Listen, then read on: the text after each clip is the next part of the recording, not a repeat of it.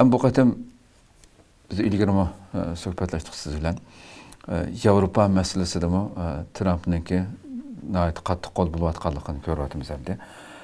Bu tizimlikten albatta xilma-xil farqli şekilde. Trump endi hozirgacha so'zida hatto shu 2 aprel e'lon qilganda shu erkinlik kuni Amerikaning rasmiy erkin bo'lgan bir kun, bir alayda kun deb tabriklaganda so'z qildi endi. Ve bütün dünyada mesela Xitay başta elbette bunun başında. Ama bizim tilimizde bunda addileştirip etsek bizni Amerika'nın koyup geldiği yıllardan bu yan. Hem de bununla asla yol koymayımız da hem de yolga çıktık hem de bu şekilde kattık bizim bilen. Bundan keyin Avrupa mesela hem de qanday ta'sirga uchraydi. Hatta Avrupadagi bazı devletler Amerikaga eksport qilish masalasini to'xtatganligini anglayapmiz, ko'ryapmiz. Demek hem de bu, hatta hem de bu bazı cihetten Trump'ninki sözleriga qarasangiz mesela nayeti yıllardan bu yan xuddi Amerikaga haqsizlik qilingandek bir narsani ko'ra olamiz hem de aldığımızda. Amerika bütün mallarını ularnikini aldı ama Amerika'nın mesela maşindeyle hiçbir narsani o devletlerge satanmaydı. Degandek mesela nurg'un tamponslarni Trump hem de hemmasini kesip menyapti hem de. Bu noktada hem de qanday Trump'ning qilayotganlarini Amerika uchunmi to'g'ri bir ish deb, to'g'ri bir siyosat deb qaramsiz va shu Amerikaning bosimiga uchragan Yevropa davlatlari masalan bundan keyin Xitoy bilan texambak yaqinlashib ketib nurg'un masalalarga Amerikaning kutgan natijasini olmaslik ehtimolligim bormi degandek masalaga. Endi Trump chetdan qaraydigan bo'lsak, uning uchun to'g'ri. Ya'ni bütün devletlerge karşı shunday bir ticari savdo urushini boshlatish. Yevropaga shunday. Misaliga Trump qaqshayotidiku, bu Yevropaliklar bizning mashinani faqat olmaydi, ama ularninki har xil mashinalar Amerika bozoriga kirib oldi deb. Aslında unchilik emas hamda Amerikaning mashinalari sotilyapti Yevropada. Bu Yevropa bilan Amerikaning arasındaki bu savdo ticaret de şu Amerika 200 neçe milyar dolarlık ziyini bağımdı. Şununla Avrupa Birliği'ne %20'dek bir bağış östürüşüne kıldı. Hoş. Avrupa bununla razı olmayıvatıdı. Bununla tövenleştiriş lazım degandek taleplerini kılıvatıdı.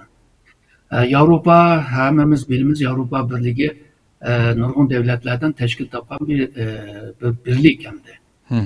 Bir devlet emas. O birlikning ichida xil ko'z qarashda bo'lganlar bor. Ya'ni Amerikaga taqabul turayli, yo'q Amerika bilan so'zlashib ishni hal qilaylik deganlar bor. Misolga so'zlashib muzokara qilib hal qilaylik degan Italiya bor misolga. Amerikaga taqabul turayli degan Fransiya va Germaniyadek devletlar bor. Ondan keyin qolgan kichik devletlarmi o'zininki nima göz qarashları var. Bazıları mesela Xitayga yaqin bo'lgan Rossiya deymiz, Hungariya deymiz.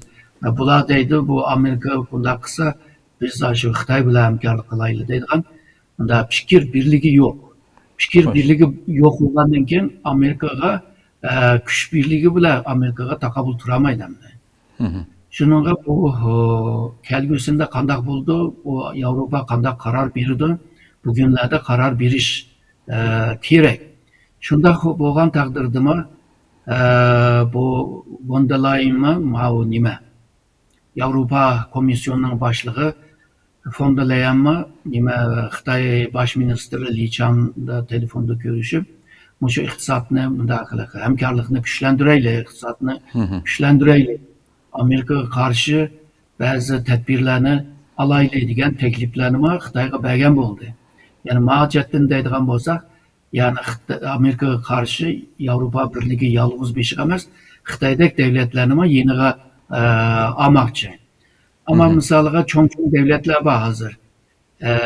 Misalga Hindistan değil. Hindistan'a bir ağır bir nime bağımdı, bağış östürüş meselesi var. Ama Hindistan bu Amerika ile sözleşiş yani müzakere kılışını taladı. Tayvan mı şunda?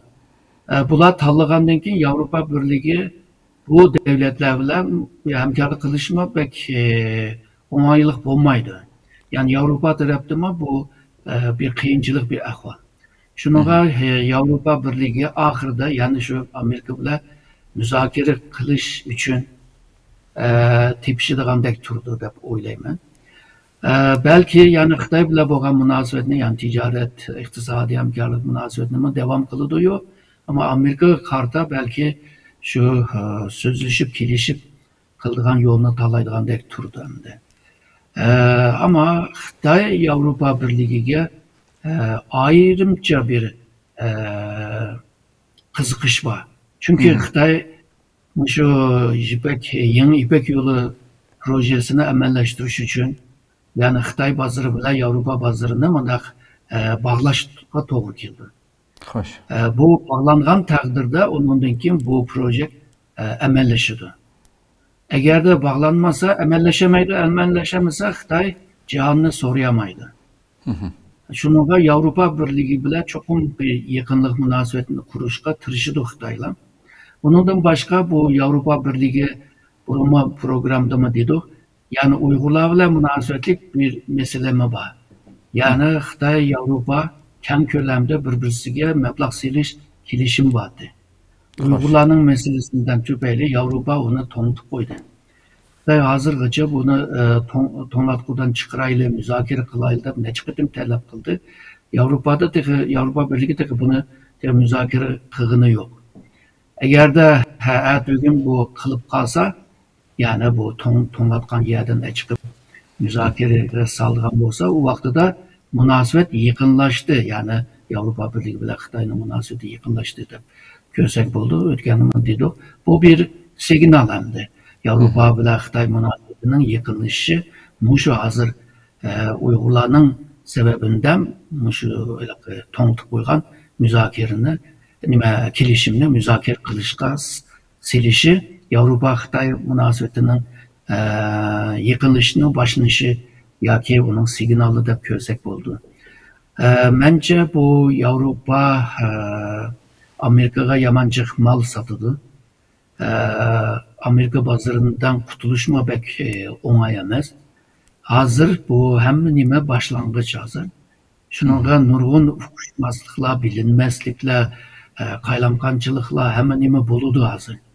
Mushu vaqtincha bir qaylamqanchilikni asos qilib turib bir xulosa chiqarmoq hozircha to'g'ri bo'lmaydi deb o'ylayman. Ama hammasi, yani her devlet Amerika'ya karşı qanday bir tedbir alınız deganni ciddi baş qatırıvadı da endi.